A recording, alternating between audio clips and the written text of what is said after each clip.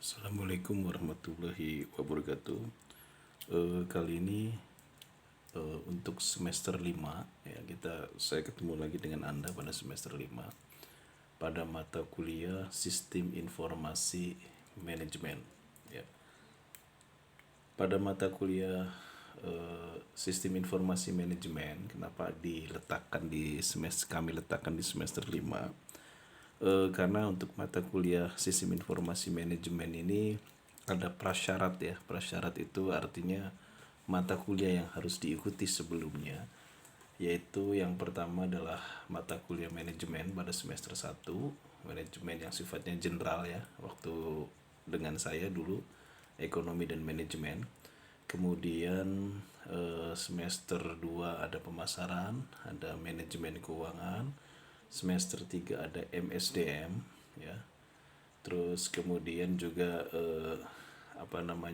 ada mata kuliah teknik riset operasional untuk manajemen produksi.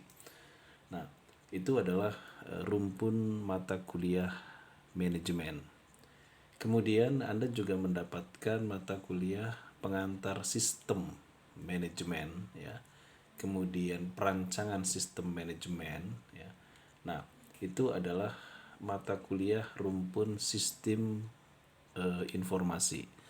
Maka apa itu sistem informasi manajemen? Sesungguhnya adalah gabungan antara ilmu manajemen ya, ilmu manajemen dengan ilmu perancangan sistem ya.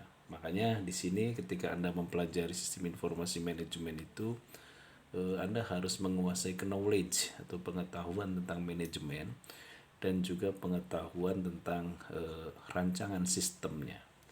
Jadi ini perpaduan antara dua mata kuliah tadi. Jadi kalau kemarin kita membahas manajemen itu adalah manajemen keuangan, manajemen SDM dan sebagainya, murni manajemennya.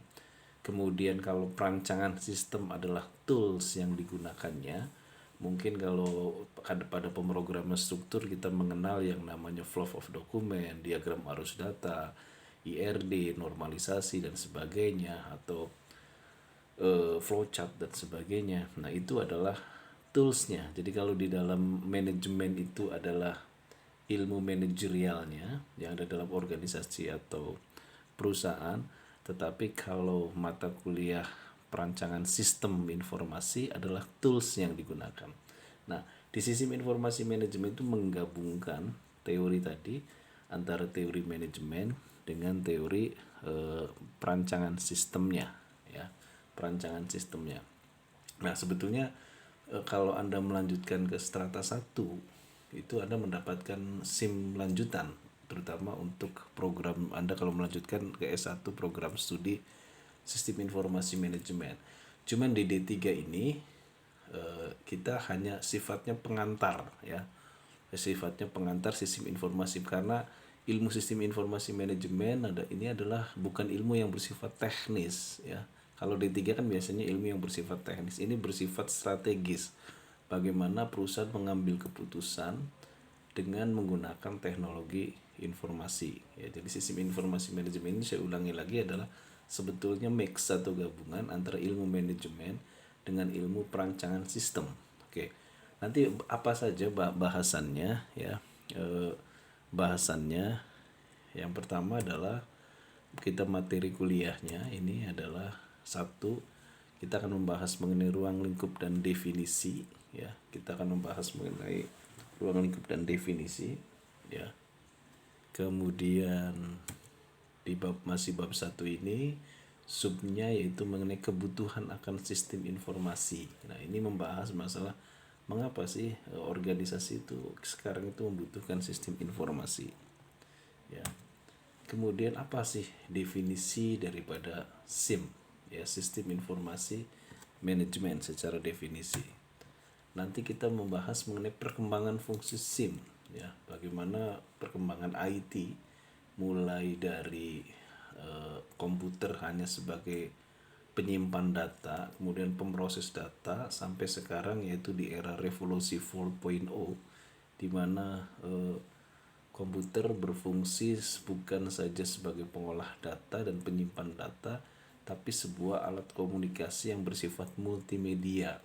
Bahkan kita sudah revolusi 4.0 ini cirinya adalah sudah menggunakan kecerdasan buatan atau artificial intelligence.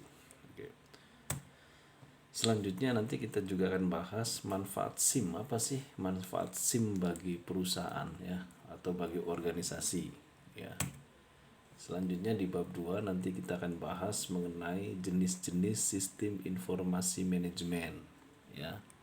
Ada jenis sistem informasi berdasarkan tingkatan ya. Kemudian ada jenis SIM berdasarkan fungsi manajemennya. Nanti kita akan bahas sistem informasi akuntansi, sistem informasi keuangan, sistem informasi pemasaran, sistem informasi SDM ya, sistem informasi produksi. Nah, karena makanya saya katakan untuk mempelajari SIM ini Anda harus paham dulu mengenai fungsi-fungsi manajemen yang ada pada semester 1, 2 dan 3 ya. Selanjutnya adalah jenis SIM berdasarkan lingkup pengguna. Siapa saja nanti pengguna sistem informasi manajemen itu, dari mulai level lower management, kemudian middle management, top management, siapa saja penggunanya di situ. Oke. Di sini jenis SIM berdasarkan perangkat. Ya, nanti kita akan bahas jenis SIM berdasarkan perangkat ya di sini. Karena di prodi MI ini mungkin Anda sudah mendapatkan mata kuliah mengenai organisasi komputer, teknik instalasi yang sifatnya hardware ada. Nah, selanjutnya adalah bab 3 yaitu keputusan manajerial dan pemrosesan transaksi. Kemudian karakteristik keputusan manajemen. Nah, nanti kita akan bahas apa saja sebenarnya keputusan manajemen itu, dari manajemen tingkat lower, middle sama top ya. Kemudian keputusan berbagai level manajemen ya dalam sistem informasi manajemen.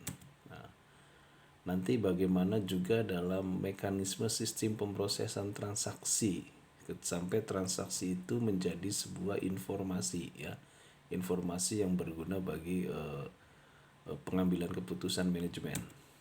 Oke.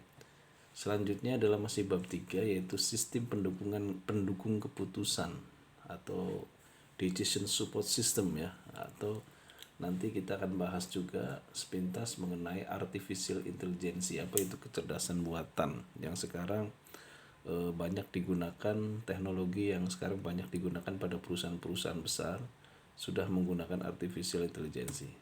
Oke. Bab 4 nanti kita akan bahas mengelola sumber daya informasi, apa saja isinya, apa itu bentuk informasi ya. Kemudian pengolahan data dan pengelolaan informasi. Kemudian sistem informasi sebagai keunggulan kompetitif, maksudnya sistem informasi itu bisa menjadi keunggulan kompetitif ya. Selanjutnya adalah pengaruh sistem informasi terhadap bentuk perusahaan, masih bab yang tadi, divisi sistem informasi ya. Nah, nanti terakhir kita akan membahas adalah smart city. Smart city itu sebetulnya konsep pengelolaan pemerintah daerah ya, atau pemerintah kota itu ketika dia bagaimana mengelola sebuah kota dengan menggunakan teknologi informasi yang disebut dengan smart city. Kita akan bahas definisi, konsep, desain dan implementasi. Nah, ya di sini smart city yaitu bab 5. Jadi ada 5 bab ya untuk mata kuliah sistem informasi ini ya. Nanti dari 5 bab ini kita bagi untuk UTS bab 1 dengan bab sampai bab 3 mungkin ya, untuk UAS bab 4 dengan bab 5 ya. Nah, untuk modulnya nanti saya kirim nanti melalui koordinator kelasnya nanti ya. Saya kirim melalui koordinator kelasnya, yaitu modul kalau nggak salah ada sekitar 37 lembar ya, 37 lembar modul mata kuliah sistem informasi manajemen ini. Nanti eh, saya share ke ini dulu ke koordinator kelasnya, baik kelas pagi maupun kelas sore. Oke.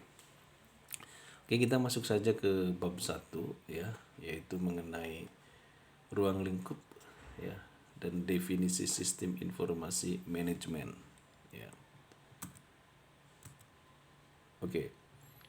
Eh, Kalau kita lihat secara definitif ya, di situ ada kata sistem informasi dan manajemen ya.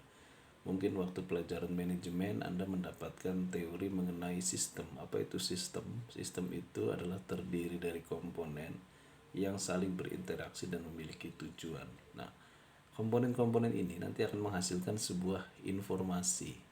Informasi ini adalah berguna bagi keputusan manajemen.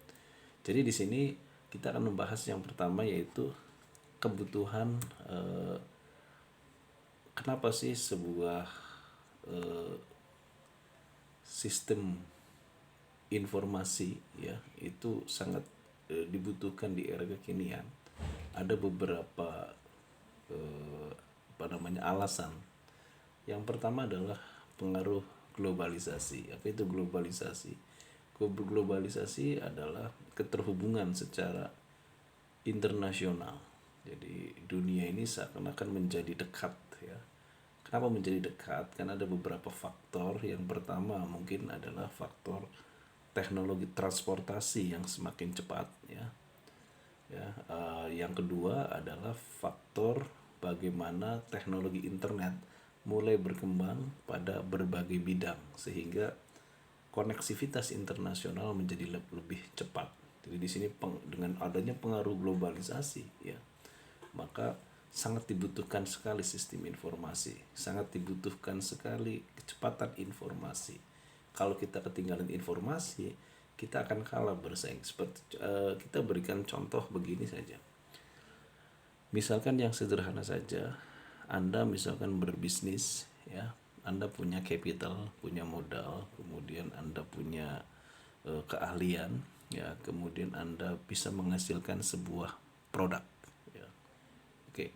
Ketika Anda menghasilkan punya uang, bisa membuat sebuah produk ya, tentu Anda tidak mudah untuk memasarkan itu kalau Anda tidak tahu informasi tentang pemasaran di mana produk ini akan dijual. Berbeda kalau Anda, walaupun Anda tidak punya capital, Anda tidak punya produk, tetapi Anda punya informasi tentang pasar. Nah, Anda memiliki informasi tentang pasar, Anda memiliki informasi tentang pemasok, ya. Itu Anda justru lebih berhasil dari yang saya sebutkan orang pertama tadi. Karena apa? Anda bisa mengetahui sumber daya informasi. Kita saja sekarang di era sekarang ini ya, banyak negara-negara itu dia tidak punya sumber daya alam yang banyak ya, sumber daya alam yang besar seperti negeri kita, tapi dia menjadi sebuah negara yang sejahtera, negara yang income-nya besar. Karena apa? Dia menguasai sumber daya informasi.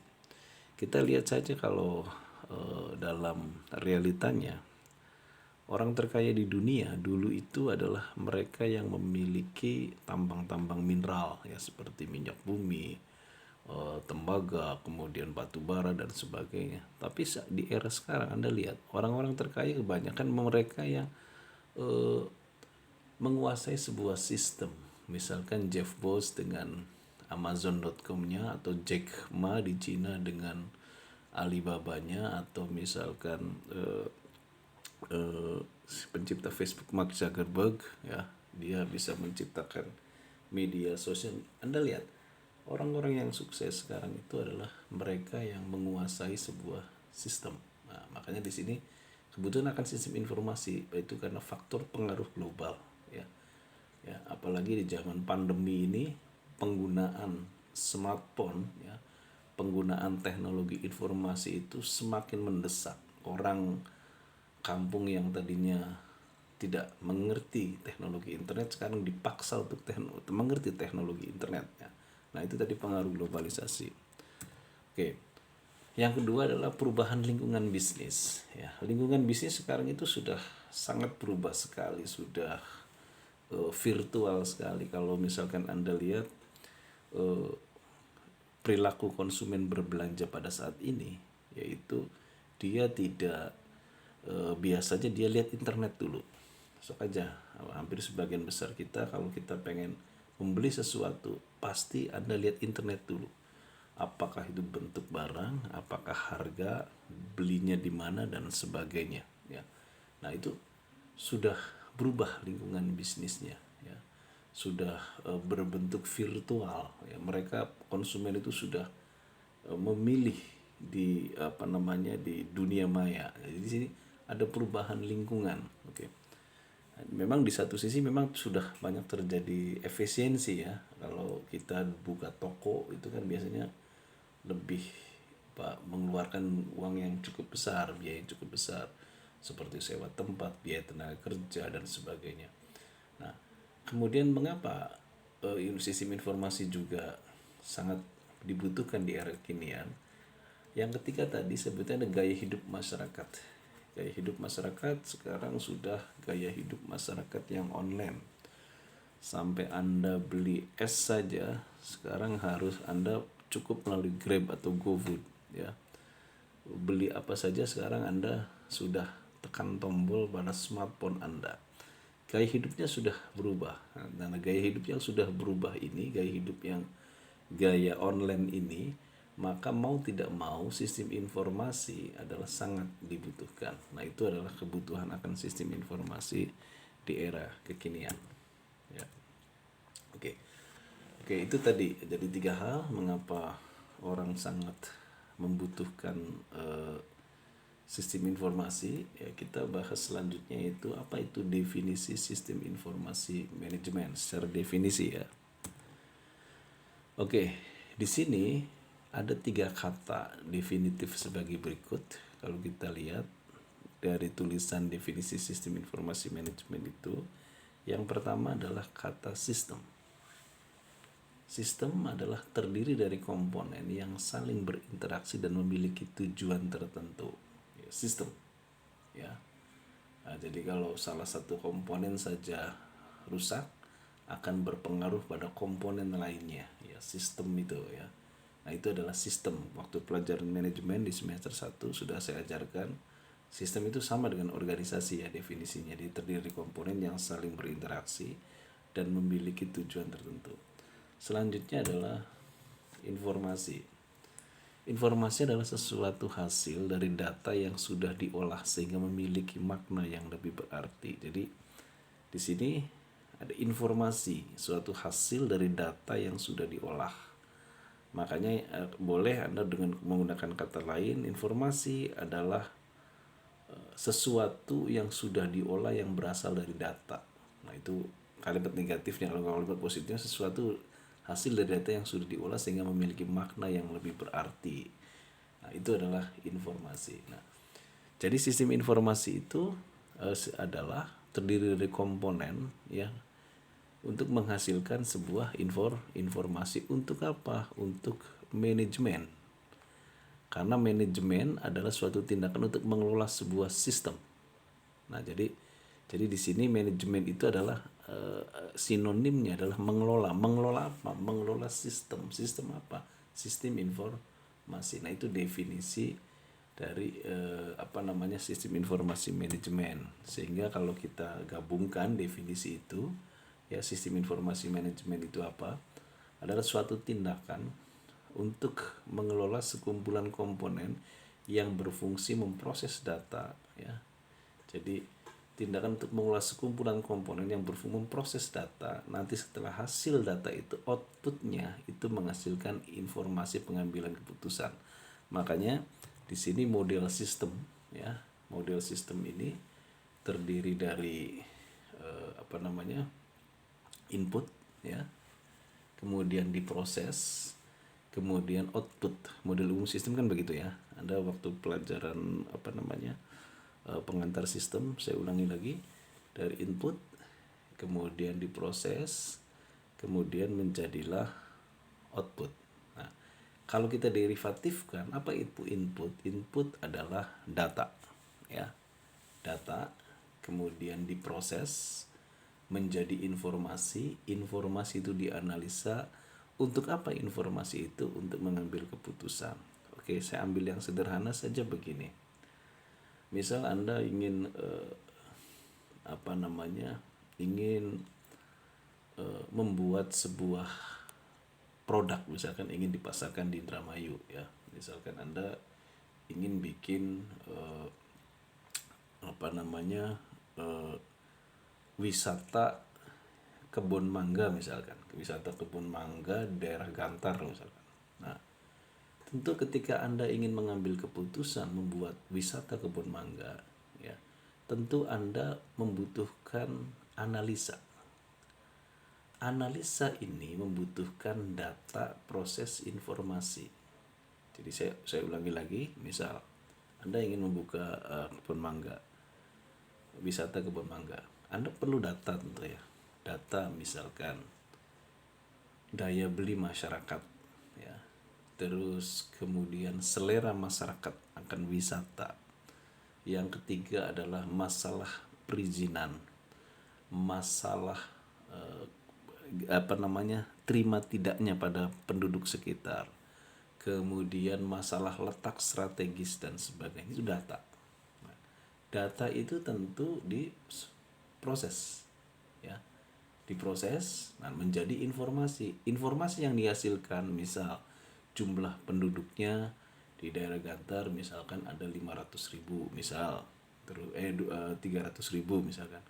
Yang kedua, daya belinya rata-ratanya masyarakatnya adalah misalkan income per kapitanya per bulan itu misalkan 1.200.000 misalkan. Terus yang ketiga misalkan letak geografisnya adalah kurang strategis, misalnya agak ke dalam ya, tetapi juga kondisi tanahnya bagus untuk kebun mangga. Nah, itu adalah menghasilkan informasi. Nah, informasi-informasi ini nanti dianalisa oleh keputusan. Nah, bagaimana peran teknologi informasi dalam hal ini adalah nanti kita bahas minggu depan, yaitu terletak nanti pada prosesnya ya. Prosesnya kalau sistem informasi berbasis IT, tentu pada proses itu yaitu dia harus memiliki prosedur, software, kemudian juga hardware, kemudian juga orang yang mengoperasikan dan sebagainya. Nanti kita akan bahas minggu depan. Hari ini kita bahas sampai definisi, sampai model sistem informasi dulu. Oke, nanti untuk sebagai pengganti absen ya, nanti saya akan berikan secara tertulis mengenai tugas ya. Tugas nanti saya share ke ini. Tapi tugas itu harus dikumpulkan untuk kelas pagi, dikumpulkan jam jam 10 ya. Untuk kelas pagi harus dikumpulkan jam 10. Artinya supaya apa? Supaya Anda pagi lihat video kuliah saya ini, kemudian menyimak apa tidaknya, nanti Anda mengerjakan pertanyaan-pertanyaan yang berasal dari kuliah saya ini ya. Mungkin itu saja dulu, kita nanti sampai ini dulu modul umum sistem. Nanti modulnya saya berikan. Sebelumnya saya ucapkan wabillahi taufiq wal hidayah. Wassalamualaikum warahmatullahi wabarakatuh.